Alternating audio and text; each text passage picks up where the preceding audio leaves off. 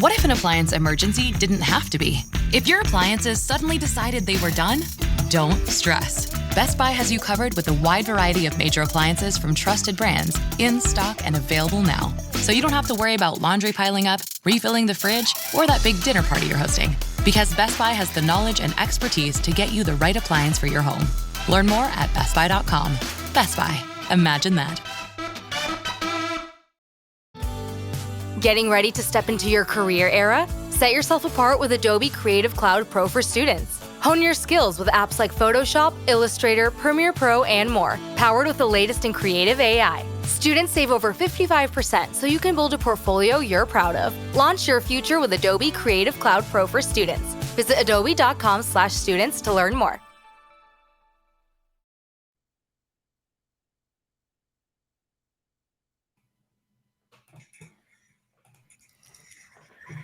Hey, this is Stephen Rothberg. I am the founder of College Recruiter and the co-host of the Inside Job Boards and Recruitment Marketplaces podcast. We've got a very special episode here today. As you can see from the wonderful flags behind us, we've got a high-ranking official in the U.S. government, Keith Sonderling. He's the Commissioner of the U.S. Equal Employment Opportunities Commission, EEOC, for those who like acronyms, which everybody in the federal government does. And also, I am joined by my co-host, Peter Zollman. Peter, do you want to tell people a little about yourself, and we'll dive in? I'm with the AIM Group. It's an acronym for never mind.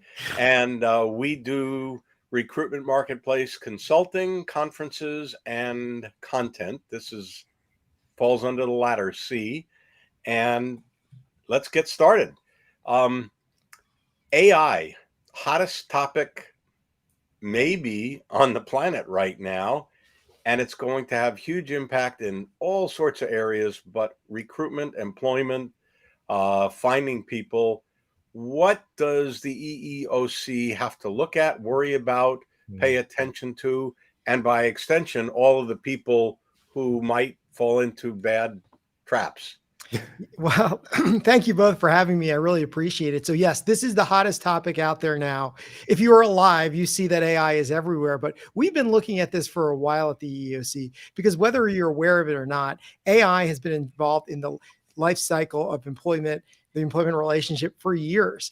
The entire job life cycle has had AI in it. AI writes job descriptions, screens resumes, chats with applicants, conducts job interviews, predicts if an employee will accept an offer, predicts what their salary should be, tracks their productivity, assesses them, and then in some cases even tells them they're fired. And this is not a 2023 new thing. For years, there's been vendors trying to sell HR departments all this different type of technology related to their daily job in HR. And they're saying that, hey, this AI is going to make everything you do, HR professionals, from recruiting to hiring to firing, more efficient, economic, and effectively. And a lot of them are coming in basically saying, we are also promising that our programs are going to help you with diversity, equity, and inclusion by mitigating workplace bias. So now with the current state of the market, it's no longer a question for companies, are you going to use AI in HR? It's how are you going to use it and for what purpose are you going to use it? And what we care about is how are you going to use it in accordance with our long-standing civil rights laws in the United States?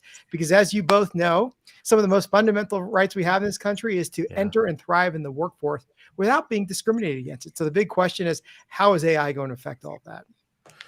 Yeah, I love that, Commissioner Sonderling, because I think there's this perception that all of these laws, regulations, what we're talking about, it's all brand new.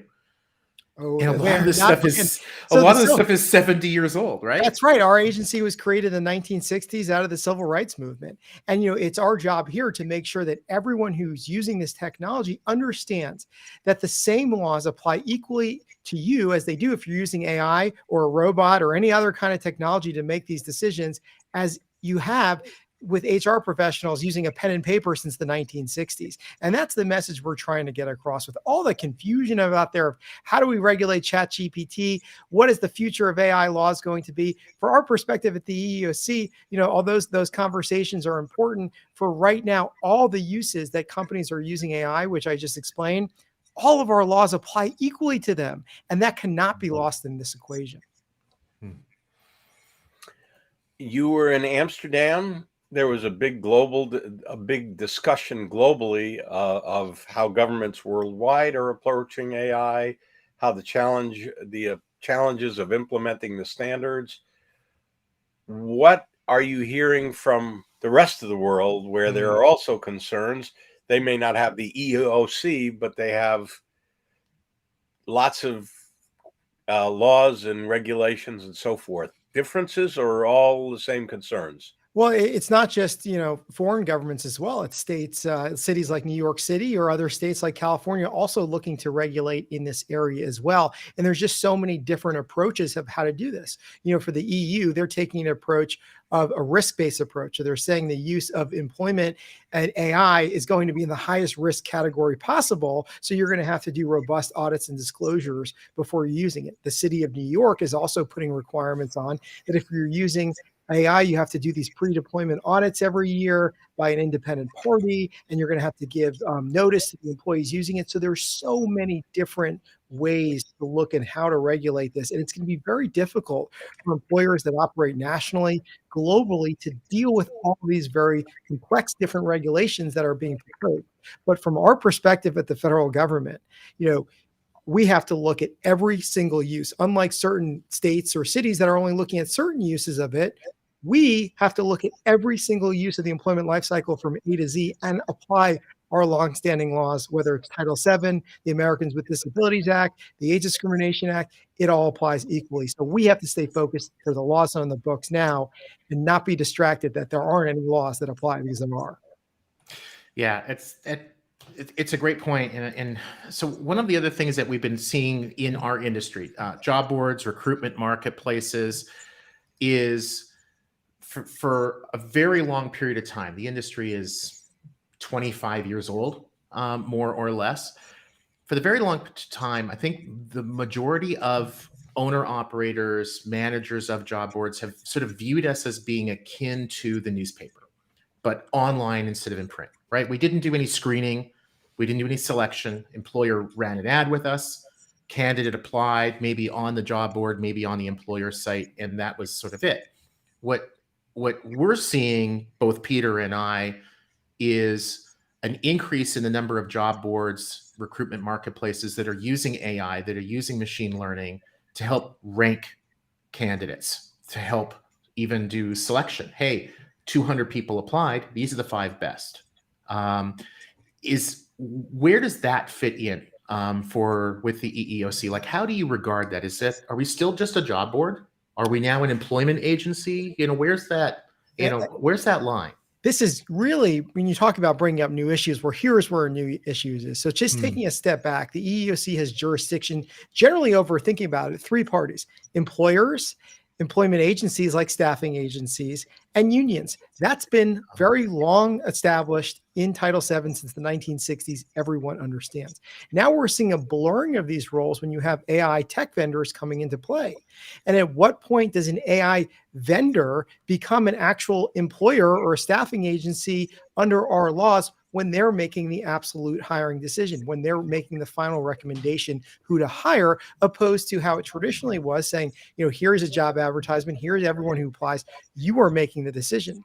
So as these programs get more advanced, the lines are absolutely starting to blur. But at the end of the day, from the federal law enforcement purposes, whether you're a payroll pro or an employee wanting to understand your paycheck better, we've got you covered. Tune into It's About Payroll for expert insights on payroll trends and compliance, or check out It's About Your Paycheck, the go-to podcast for employees looking to understand their pay and rights. 2 great shows, 2 great hosts. Listen now. Brought to you by Work Defined, where payroll meets clarity. We will look to the employer who makes the decision whether to hire somebody using AI, whether to not hire somebody using AI, to whether to determine somebody's bonus using AI, or to fire somebody using AI. The vendor is not going to have that liability there, because at the end of the day, we're looking at the employer who makes that employment decisions. Now, for job advertisements, it's a little different, because you go to a staffing agency or employment agencies to say, hey, I want a candidate that looks like this or sounds like this or has this background. You send that to me. And then that staffing agencies will say, well, here's the exact person you've asked for. And our longstanding civil rights laws apply to that equation, just saying, you can't use a third party to discriminate when they're making that decision. But that's been unique to staffing agencies, where a lot of the job boards and recruitment programs for decades, whether it's been in print or even online, a lot of it was just saying, employer, give me the qualifications you want, and we're going to put it out there to our vast network. And whoever comes through, we will just give them to you, and then you will make the decision. And then the staff, the people posting the job boards are truly like publishers, newspaper advertisements. The EEOC has made many, many rulings on that. But the blurred line now is when these job boards are starting to integrate their own AI. And the job boards are starting to use artificial intelligence to rank candidates to say, this is actually the best candidate here. So what point are they actually making the employment decision there, and liability is going to be shared? That's a very novel issue, but it's certainly something that job posting boards need to be cognizant of as they're doing this. Are they now turning themselves into an employment agency, a staffing agency, because they're making that ultimate decision for that joint liability with the employer? So, that's certainly a new issue we're starting to look at as well at the commission. Well, something for the job boards to beware of. I'll ask you a final question, and then I'll tell you a quick story that I heard at a conference. Pardon me. So the good stuff about AI that you see from an EEOC perspective. I see a lot of it. I see a way to really help us meet our mission to promote equal opportunity in the workplace. AI can really help employers take that skills-based approach that they've been looking for by masking some of those protected characteristics, like is the candidate of a certain gender, national origin, does the candidate have a disability or not? All things the EEOC says you are not allowed to make an employment decision based on, but things that are kind of hard to ignore when somebody walks into the room for an interview, or you look at somebody's resume and you see, a certain potential time they graduated college for their age, or associational characteristics with religion or national origin. Once you see that, the person's disabled, the person's pregnant, it's hard to forget that. But AI doesn't know that, and they will actually look through the resumes or even conduct the first rounds of interviews to people who have historically not been able to get in the job market because of those barriers, because of those initial bias, and actually have employers take that approach that we want to hire somebody based upon their skills, and we can't even know or see all these protected categories. It could also help with job advertisements by going through them and debiasing some of them. The words in job advertisements have really historically prevented certain people of certain backgrounds from not applying. And there's a lot of studies that women are less likely to apply to more aggressive job advertisements than men. Well, there's AI that goes out there and tells you each word in there and saying, if you change this word, your applicants may increase by this gender, by this national origin, by this much. So there's a lot of potential, really great things that AI can do to eliminate bias, eliminate the human bias, and really allow employers to find the best candidates based upon their skills and nothing else. Well, mixed bag, but on balance, there are probably lots of good opportunities and lots of good things about AI. And over the next 5 years and 20 years, we'll learn more about it. So I was walking around a conference a few weeks ago, 160 vendors, and guy walks up to me and says, all of these vendors say they use AI, but 99.3% of them are lying. And I said, 99.3%, that's pretty specific number. How did you know that number is actually lying? They're not really using AI. He said, I asked ChatGPT. Well, that's a whole nother story. What is AI versus what is basic computer programming versus, which is, a big question out there, but that's a very, very funny answer. We're running out of time, but we really appreciate you joining us.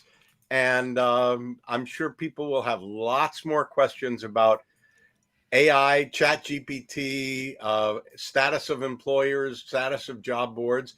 and we're just going to give them your email address and phone number. No. In all seriousness, I really appreciate this platform. It helps me get out there and talk to the people on the ground who are actually making these very tough decisions about how to integrate AI, if you're going to integrate AI, for what purpose, and how do you comply with it? And then how do you not upend decades and decades of job advertisements, decades and decades of recruitment by using AI when you're actually using it to help and diversify your workforce, but some of the potential negative ramifications. I need to be part of this conversation. You're the ones out there either creating the products, wanting to buy the products, or using it. Let me know what questions you need answered so we can actually help you integrate this to promote equal employment opportunity in the workplace, which is our mission here at the EEOC. I think that was a commitment to come back in 3 or 4 months, and we'll take it as that. Sounds good. Keith Sonderling, Awesome. Thank you very much. Stephen, have a good one, and we will see you next time on the Inside Recruitment. I can't even get the name right. Inside Job Boards and Recruitment Marketplaces podcast. Thanks.